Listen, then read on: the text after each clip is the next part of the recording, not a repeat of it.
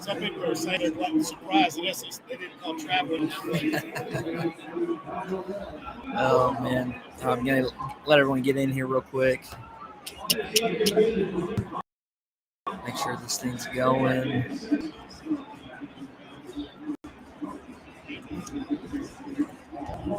Well.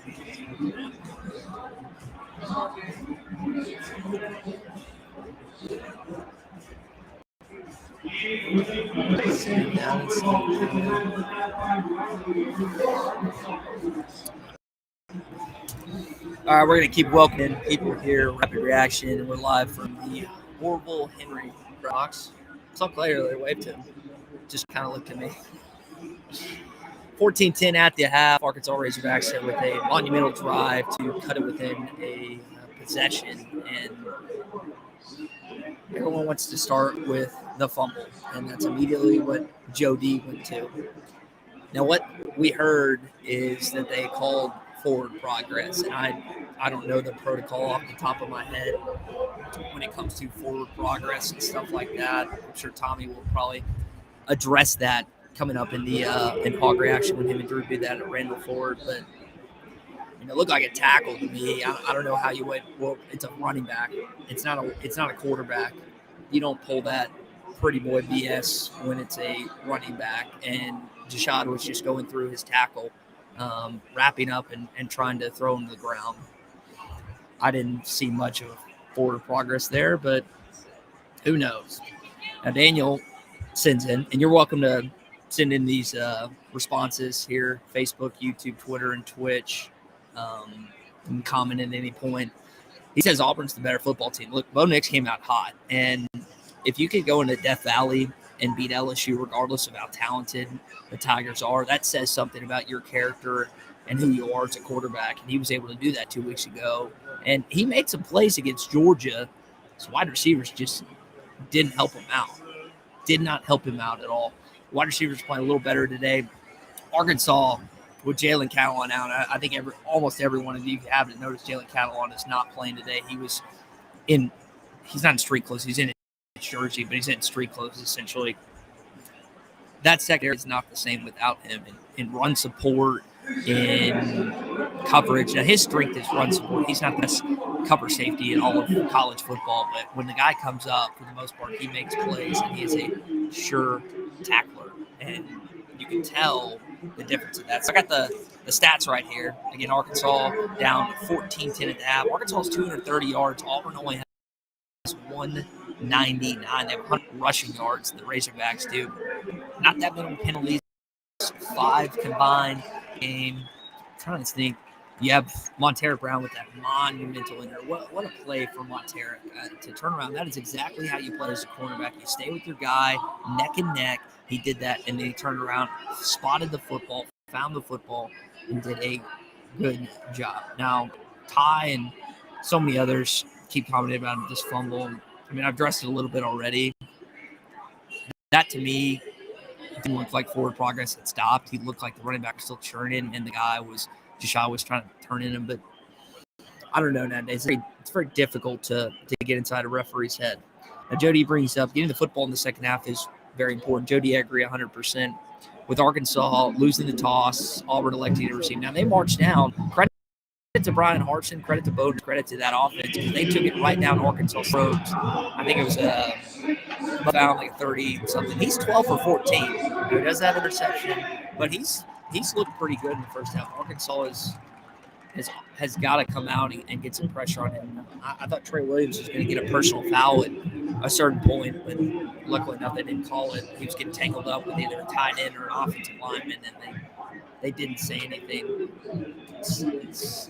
He's got to make an impact in the second half. He needs to get in the backfield, get a sack, get some tackles for loss, and wreck some havoc, because Bo Nix is having some time to throw the football. And luckily, Auburn doesn't have just incredible wide receivers. Like, you're not going up the likes against John Mechie, Jameson Williams, and some of the other standouts that you can think of in the Southeastern Conference.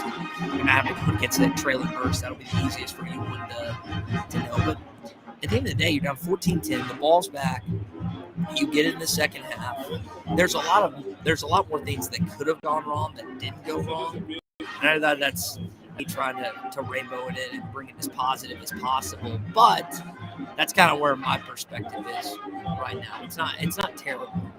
They obviously didn't have a great first half. You know, watching Arkansas's moved the ball. I mean, I mentioned they have 121 rushing yards and 230 total yards. They just have been stopped in crucial key situations.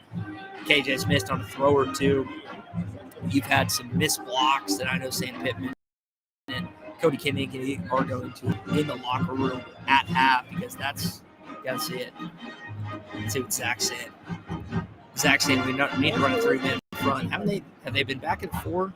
Maybe my brain's been scrambled, I guess, this morning, but I don't need to go back and watch more of the game. To be honest, I haven't paid attention to the alignment tonight. Roger brings up a good point. Roger, that's an excellent point. You're talking about depth becoming. Sorry. Let's go to Roger's comment. Roger, depth is becoming an issue with the loss of Jalen Catalon, and I was worried with Dominique Johnson starting the first half that Traylon Smith was injured. Now Traylon's playing. We've seen him. We've seen A.J. Green.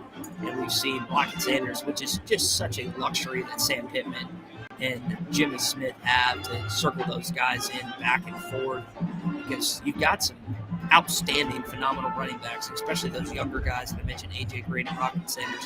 You'll have them for the next couple of years, which I think is just going to be absolutely awesome. And I can't wait for that. Man, Daniel, piling on. Nix is way better than KJ would ever be as a football player. I mean, I don't know what to tell you, man. You must be just really ticked right now. I mean, I thought KJ had a pretty good first half. He didn't play great. So KJ went 13 for 18, 1 touchdown, 72% completion. And a lot of people take that. You've got to get some more run support. You can't get stoned on I think it was 4th and 2 maybe. And you ran it up with Rocket Sanders. It looked like he got it, but the refs didn't think so. It looked like they said he got short. Now, this is a good point. Bo Nix at 58% passer. Yeah, he's making your defense look like Swiss cheese out there. Defense has got to get pressure. We've said it all week long on the morning rush, halftime, Ruskins. You've got to get pressure. You've got to get pressure. You can't be doing it. You've got to force him into situations and make him uncomfortable. And when you get him in a situation, you've got to put him on the ground, because he is elusive and he can get outside the pocket. 14-10, about 11 or so minutes till we come back, and that's going to do it. Again, I want to remind everyone, after the game, Drew Barrett, Tommy Kraft will have Hog Reaction live from Randall Ford, presented by Game Day Lodge. Make sure you tune in to that. It'll be on all our social media platforms. It'll be on ESPN Arkansas, hitthatline.com, ESPN radio app, tune in. Everywhere that you can listen to the morning rush and halftime during the week, it will be broadcast there about an hour and a half or so. It's directly after the Weirfield post game. It's about an hour and a half. So when you're driving back, you're going to either South Arkansas, Central Arkansas, Eastern Arkansas. Make sure you tune in to us via social media or on ESPN Arkansas. That's going to do it here. I'm going to get out of here for now, and y'all enjoy the second half again. Make sure you tune in to Hog Reaction after the game. See you later.